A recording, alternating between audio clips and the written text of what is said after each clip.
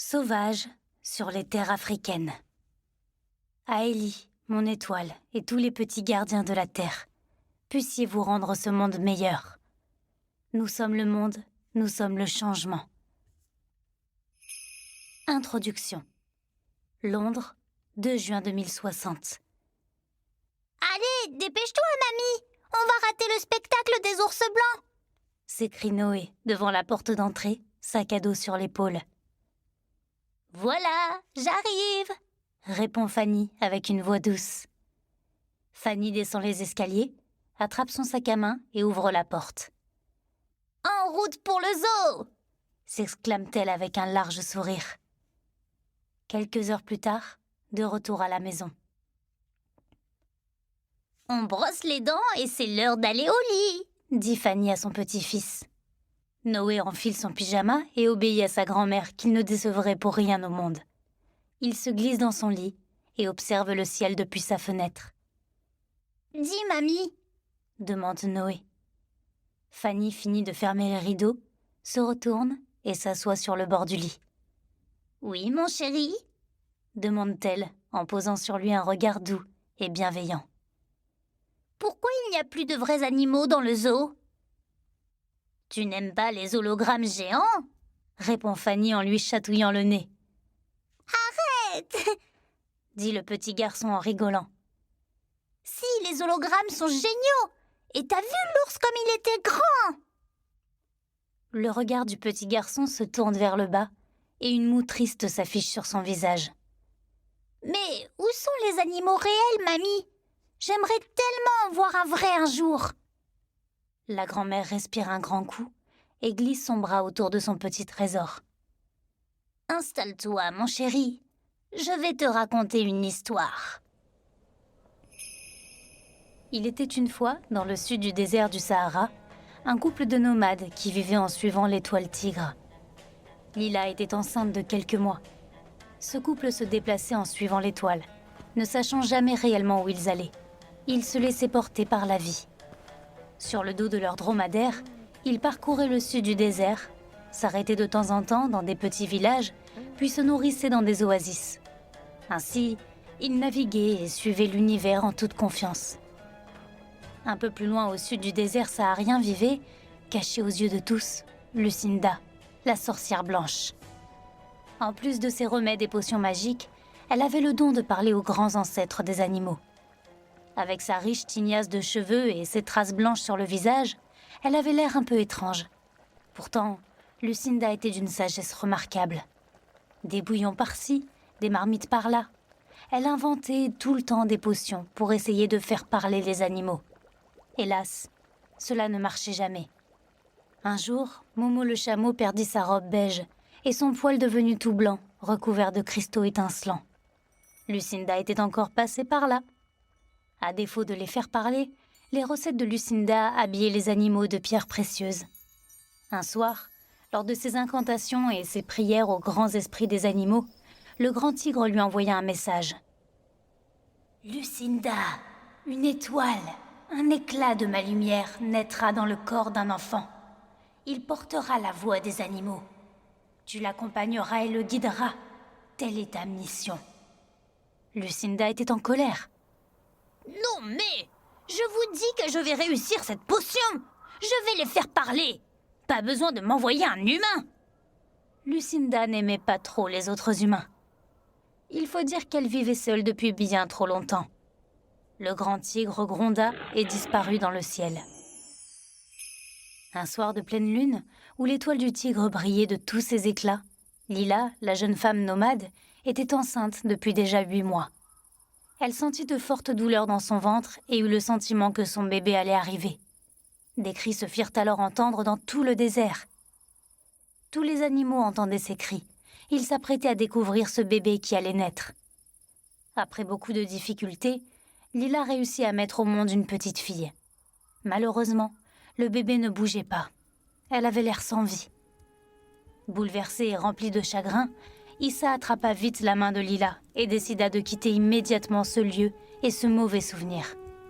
Avant leur départ, comme un rituel, c'est le cœur déchiré qu'ils enroulèrent le bébé dans un foulard bleu, creusèrent un trou dans le sable pour l'enterrer là, sous la lumière de la lune. Lily chanta une chanson pour que l'esprit de son bébé reparte rejoindre les étoiles. Tu es une étoile, tu es dans mon cœur. Nous sommes tous enfants des étoiles. Tu es une étoile et j'aimerais tant te voir de nouveau te serrer dans mes bras. Un jour,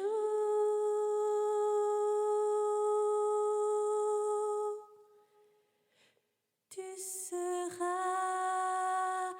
dans mes bras.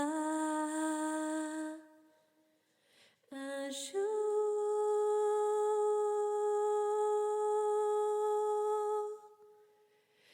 tu seras près de moi. Tu es une étoile, tu es dans mon cœur. Un jour, tu seras près de moi. Le cœur déchiré de douleur, ils reprirent la direction de l'étoile du tigre. 3. Quelques heures plus tard, un petit renard blanc s'approcha. Il avait un poil soyeux recouvert de paillettes et de diamants et des yeux d'un bleu transperçant.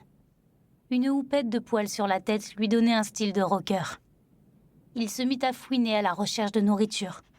Il sentit alors une odeur particulière. Il gratta et tomba nez à nez avec ce bébé, enroulé dans son foulard. Paniqué de tomber sur ce petit être sans vie, Georges le renard du désert le lécha, encore et encore, en espérant sentir quelque chose. Soudain, le bébé se mit à pleurer. Incroyable! Georges restait là, assis, contemplant le premier souffle de ce merveilleux bébé, bel et bien vivant. « Tito, t'as déjà vu un truc super bizarre? Viens voir !» Tito, le petit mulot du désert, s'avança à son tour pour venir découvrir le bébé. Tito était tout petit et mignon. Son poil lisse était couleur orangée et il avait un gros rubis incrusté sur le front. Déconnecté de la réalité, il marchait toujours de travers. Lucinda était encore passée par là. « Qu'est-ce que c'est ?» demanda Tito. « Bah enfin, Tito, c'est un bébé, tu fais exprès ou quoi ?» Les deux amis se regardèrent et se posèrent des questions. « Qu'allons-nous faire de lui ?» Tito lança. « Je vais chercher le chameau, il va savoir quoi faire, vite !» Tandis que Georges, le renard blanc du désert, restait avec le bébé, Tito se faufila le long des dunes de sable pour aller rejoindre Momo. C'est ainsi qu'il disparut, zigzagant dans le désert. 4. Après quelques minutes d'attente à jouer avec le bébé, Georges vit apparaître Tito et Momo, arrivant sous ce ciel étoilé. Momo, le grand chameau blanc, brillait de tous ses éclats sous cette lune merveilleuse. Il était recouvert de cristaux et ses yeux étaient d'un jaune or transperçant. Tous les trois, à l'unanimité, décidèrent d'amener le bébé à Lucinda. « C'est sûr qu'elle s'en occupera parfaitement !» lança Momo en attrapant la petite fille enroulée dans son drap entre ses dents. Le bébé, suspendu dans la bouche de Momo, les observait en rigolant. Tous les quatre s'éloignèrent en direction de l'oasis enchantée. Lucinda, non surprise de voir ce bébé arriver, la considéra immédiatement comme sa petite fille. Derrière ses airs rudes et froids, Lucinda avait un grand cœur. Elle savait que c'était le bébé promis par l'étoile du tigre. Elle l'appela Ellie, car cela signifiait éclat de lumière. 5. 11 ans plus tard. Fanny G est reporter vidéaste pour un petit journal à l'autre bout du monde. Tandis que Fanny s'endort sur son bureau, en rêvant de devenir réalisatrice reconnue, Oscar en main sur le tapis rouge, le téléphone de son bureau sonne. Fanny G, reporter, j'écoute. Fanny, c'est Fred. Fanny se retourne vers le bureau vitré de son patron. Fred est juste là, de l'autre côté de la pièce. Il lui fait signe de la main, le combiné de téléphone à l'oreille. « Oh là là, mais qu'est-ce qu'il me veut encore ?» se demande Fanny, l'air dépité. « Fanny, nous avons un super reportage à faire en Afrique. Je t'ai chargée de cette mission. »« Ah oui? Quand? Où? Quel thème? C'est génial, ça !» Fanny bondit de sa chaise, tout excitée. « Tu pars à la limite du désert filmer l'étendue de nouveaux arbres. »« Hein? Des arbres dans le désert? Super! Je vais pouvoir filmer les danses locales pour mon film !» se dit Fanny intérieurement. « Tu pars demain, alors rentre chez toi, repose-toi un peu et prépare tes valises. »« Super! J'y cours! Merci, Fred !» Ravie de cette nouvelle, Fanny se réveille illico et file chez elle préparer ses affaires. Elle ouvre son carnet de notes concernant son projet de film sur les danses du monde entier, un film sans voix. Cela va me faire du bien de voyager un peu et sans doute m'inspirer pour mon film, dit Fanny à Octopus, son grand chat Maine Coon blanc qui la fixe, assis sur le comptoir de la cuisine. Ne t'inquiète pas, Octo. Lucie, ta voisine préférée, va s'occuper de toi. Je reviens dans 10 jours max. Le chat lui tourne le dos et file dehors par la fenêtre rejoindre l'escalier de secours. « Et toi, tu pars bien pendant des jours je ne sais où en me laissant sans nouvelles et je n'en fais pas un flanc !» crie Fanny en se penchant à la fenêtre. « Je suis sûre que tu ne comprends même pas ce que je te dis de toute façon, » ajoute-t-elle en baissant les épaules. « Allez, je file me reposer. Dans 2 jours, un long voyage se prépare. » 6. Quelques jours plus tard. Fanny atterrit enfin sur les terres africaines. Très fatiguée, elle part se reposer dans une petite chambre d'hôtel avant de rejoindre le village qui borde le désert. Le jour suivant. Traversant la grande rue remplie d'autobus bondés, Fanny, carte en main, ne sait pas quelle direction prendre. Un petit vendeur ambulant lui tend des fruits. « Achetez des fruits frais! Achetez !»« Excusez-moi, je cherche le petit village à la limite du désert.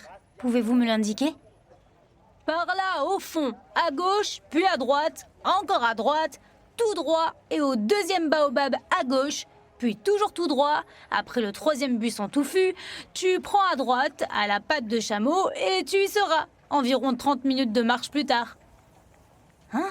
Si loin? Je ne peux pas y aller en voiture ?» Le vendeur explose de rire. « Hein? Attends, je vais appeler Uber. » Fanny s'assoit tandis que le monsieur s'éloigne en sifflant. « Hé, Bébert, viens par là un moment !» Un homme arrive à toute allure sur son âne. « C'est lui, Hubert ?»« Oui, madame. Monte, monte !» Fanny, grande amoureuse des animaux, fait un gros câlin à la mule et s'énerve. « Ah non, il en est hors de question! Pauvre loulou, il est déjà assez chargé comme cela. Vous n'avez pas honte de l'utiliser ainsi, la pauvre bête? Je marcherai. » Il faut dire que la reporter au fort caractère déteste l'injustice. Sac sur le dos, elle part d'un pas décidé à la recherche de ce fameux village où elle doit filmer l'étendue des nouveaux arbres. 7. Après quelques heures de marche sous un soleil de plomb, Fanny arrive nez à nez devant une étendue désertique. Mais on est à l'entrée du désert, là! Voyant apparaître un petit sentier, elle décide de continuer à avancer. Fanny n'a pas vraiment le sens de l'orientation, alors après 1 heure d'errance, elle tombe raide sous le coup d'une insolation. « Momo!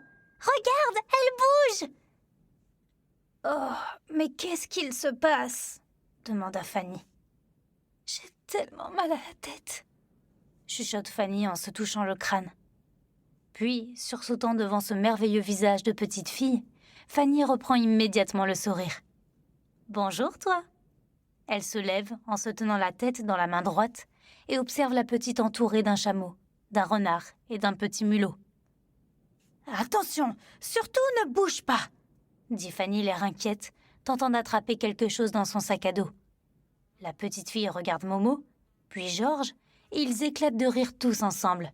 « Mais qu'est-ce que... » hésite Fanny, choquée. « Mais qu'est-ce qu'elle fait ici ?» demande Tito. « Bon les gars, on l'emmène à l'oasis. On ne va pas la laisser ici. » ajoute Ellie. « Bonne idée. Momo, porte-la. elle ne tiendra jamais le coup, répond Georges. Mais si, ça va la réveiller, dit Momo. Fanny, les yeux écarquillés, lance d'un air ébahi. Mais elle parle aux animaux? Ellie s'approche de Fanny. Bonjour, que faites-vous ici? Je me suis perdue. Je cherche un petit village à la limite du désert où poussent de nouveaux arbres. Mais j'ai rêvé où tu parles aux animaux, s'exclame Fanny.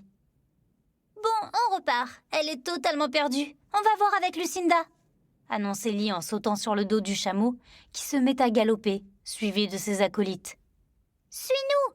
On va te donner à manger, à boire et te montrer le chemin, s'écrie la petite fille. Fanny attrape ses affaires et se met à courir derrière eux. Attendez-moi! Vous allez trop vite! Georges l'attend comme un gentil petit renard. Fanny lui caresse la tête. Oh, que t'es choupinou, toi! Georges, fier comme un coq, grogne. Hé! T'arrêtes de me décoiffer! Dit-il en se léchant sa patte et en remettant sa houppette en arrière. 8. Ils arrivent à l'oasis magique. Waouh! Que c'est merveilleux! C'est magique ici! S'exclame Fanny en découvrant l'oasis. Des arbres, des cascades et des milliers d'animaux vivent ici. C'est féerique. On se croirait dans un autre monde. Le groupe s'avance vers la chute d'eau où se trouve la grotte de Lucinda. C'est là-bas qu'elle prépare ses recettes. Ellie installe Fanny sur quelques coussins et lui fait un bon thé. Quelques minutes plus tard, Lucinda arrive. Pourquoi l'avez-vous ramenée ici? C'est une propriété privée. Ici, c'est l'oasis magique. Personne ne doit venir. Aucun humain. Mais je pensais... hésite Ellie. Je ne veux rien savoir. Personne ne vient ici, dit-elle en se retournant vers Fanny. Vous, repartez d'où vous venez.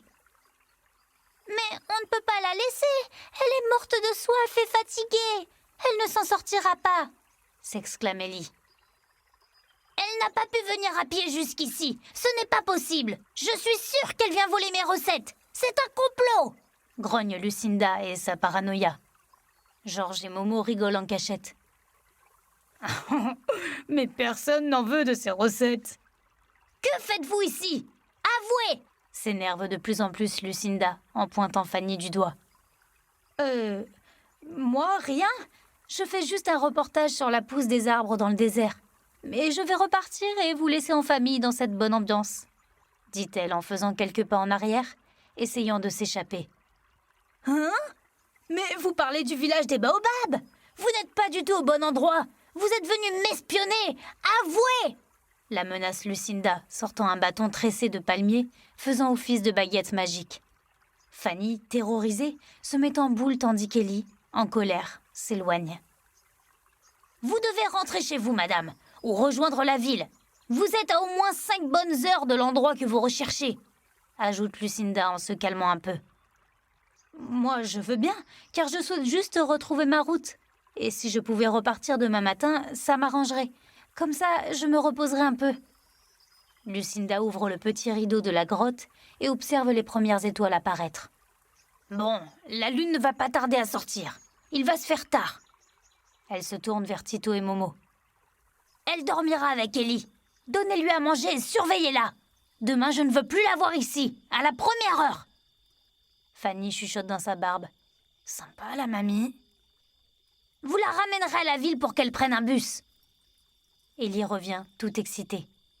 Allez, viens, je vais te montrer mon refuge. La petite fille l'emmène dans son univers et lui fait visiter son oasis merveilleuse. Fanny est éblouie. Des milliers d'animaux brillent et sont étincelants sous la lumière de la lune. Les cascades sont illuminées d'algues fluorescentes et l'oasis devient de plus en plus vivante la nuit. Ellie et les animaux sauvages se mettent à chanter en visitant les lieux et rencontrant les autres habitants. Fanny, éblouie, comprend qu'Ellie communique avec les animaux. Mais c'est incroyable! Comment fais-tu pour parler avec eux? Bah, je ne sais pas. Je leur parle, c'est tout. Mais tu comprends ce qu'ils te disent? Bah oui. Pourquoi pas toi? Malheureusement, non, avoue Fanny d'un air triste. Les deux filles passent la soirée ensemble et discutent. Fanny, soudain, a une idée. Si tu venais avec moi visiter ce village, cela pourrait être super pour mon reportage. J'aimerais beaucoup te filmer. Cela serait extraordinaire. En plus, là où je vais, il y a beaucoup de braconnage. Peut-être que tu pourrais les aider? C'est qui, braconnage? Ce n'est personne. C'est lorsqu'on tue un animal pour le voler. Par exemple, certaines mauvaises personnes tuent les éléphants pour voler leur défense et les vendre. Tuer des animaux? Ce n'est pas possible! Pourquoi faire une telle chose? Malheureusement, cela arrive. Les animaux auraient bien besoin de quelqu'un pour parler d'eux. Les humains pensent qu'ils leur sont inférieurs. Ellie répond. Eh bien, ils n'ont rien compris. Sans animaux, il n'y aurait pas de terre. De toute façon, je n'aurai pas le droit de venir avec toi. C'est ici, chez moi. Je ne peux pas laisser mamie Lucinda. Et tes parents, où sont-ils? Je ne sais pas. Mamie m'a raconté qu'ils m'ont trouvé bébé à quelques kilomètres d'ici dans le désert, seul. Il paraît que j'étais à moitié morte et que Georges m'a retrouvée et m'a réveillée. C'est triste, dit Fanny. Tes parents ont dû te croire morte, s'ils savaient. Tu crois qu'ils ne savent pas que je suis en vie? Demande Ellie, pleine d'espoir. J'en suis sûre. Ils ne t'auraient pas laissé dans un trou dans le sable. Peut-être qu'on pourrait même les retrouver, annonce Fanny. Georges, qui dort depuis toujours avec le foulard bleu dans lequel il a trouvé Ellie, a une idée. Il pourrait les trouver grâce à l'odeur. Il l'attrape et l'amène à Ellie. Super idée, Georges. Tu crois que je pourrais les retrouver? Qu'ils sont encore vivants? Après tout, mes parents étaient des nomades d'après ce que m'a dit mamie. Ils ne doivent pas être bien loin. Tout est possible, dit Fanny. Tu parles bien aux animaux, n'est-ce pas? 9. Le lendemain matin, en apprenant les intentions des filles, Lucinda ne prend pas bien la nouvelle. Il en est hors de question. Tu restes ici. Tu n'iras nulle part et encore moins avec cet inconnu complètement dégénéré, crie Lucinda, furieuse. Pourtant, au fond d'elle, elle est très triste, car elle savait qu'Ellie devrait partir un jour ou l'autre. Et peut-être que ce jour arrive plus vite que prévu. Lucinda va dans la plaine aux étoiles, dans l'espoir de parler à l'étoile du tigre. « Grand tigre! J'appelle le grand tigre !» Personne ne répond. « C'est toujours pareil avec eux. C'est quand on a besoin d'eux qu'il n'y a jamais personne !» marmonne-t-elle. Soudain, un grondement rugit derrière elle. « Suivez mon message !» grogne la grosse voix du tigre. Lucinda comprend immédiatement qu'il faut laisser faire la petite. 10. Le lendemain matin. Tandis qu'Ellie et Fanny finissent de préparer leur sac à dos, Lucinda serre sa petite fille dans les bras. « Prends cela avec toi. C'est le coquillage avec le plan de notre maison. Quoi qu'il se passe, tu reviens dans 10 jours, sinon je partirai à ta recherche. »« Merci, mamie, » dit-elle en la serrant, à son tour, dans ses bras. « Ne vous inquiétez pas, je vais bien m'en occuper, » la rassure Fanny. « Vous avez plutôt intérêt, c'est une enfant. Je vous préviens, s'il lui arrive quoi que ce soit, je vous transforme en rampant pour le reste de vos jours. » On part quelques jours pour le reportage et je vous la ramène, c'est promis. Bien, je vous attendrai ici de pied ferme. Les esprits vous surveillent et croyez-moi, vous avez intérêt à faire bien attention à cette fillette. Momo, Tito et Georges, vous les accompagnez et vous ne les perdez pas de vue, est-ce clair? Oui, oui, très clair, répondent-ils. Et surtout, faites-vous discret, qu'il ne vous arrive rien. Avec ces humains, je n'ai pas confiance. Oui, oui, on gère, répond Momo, en se roulant dans un bain de sable boueux pour cacher sa robe de diamant. Georges fait de même, ainsi que Tito qui s'exclame « Les rois du camouflage !» Les deux filles prennent la route pour rejoindre le village. Tandis que Lucinda les observe partir de l'arrière, Ellie, Fanny et Tito sur le dos de Momo et Georges galopant à leur côté, une petite voix se fait entendre. « Je suis tellement contente de vivre cette aventure avec vous !» dit Ellie. « Et nous donc !» ajoute Momo. Fanny, sur le dos du chameau, ne dit pas un mot. Terrorisée, elle s'agrippe de toutes ses forces et ferme les yeux. 11. Toute l'équipe arrive au bord de la route de la ville qui grouille de vie. Il y a partout des marchands ambulants. Des dames avec des paniers sur la tête, revenant des champs. et plein de grands arbres trônent tout autour de la ville. Fanny dit « Suivez-moi, on va prendre ce bus !» Elle montre du doigt un petit bus de toutes les couleurs déjà bien rempli. Des hommes et des femmes commencent même à grimper sur le toit. « Allez, grimpez !» s'exclame le chauffeur en leur faisant signe de monter à leur tour. « Mais où est-ce que je vais grimper, moi ?» demande Momo le chameau. Le chauffeur, en levant le bras, s'écrie « Les animaux, tous sur le toit du bus !» La petite troupe monte et se retrouve entassée avec une femme et ses chèvres, un papy avec ses poules. Ce petit bus déborde. « Mais nous n'arriverons jamais au village dans ce bus !» grogna Georges, écrabouillé entre deux chèvres. « En route pour le village au grand baobab ! 3 heures de route !» crie le conducteur en sifflant et en démarrant le moteur dans la foulée.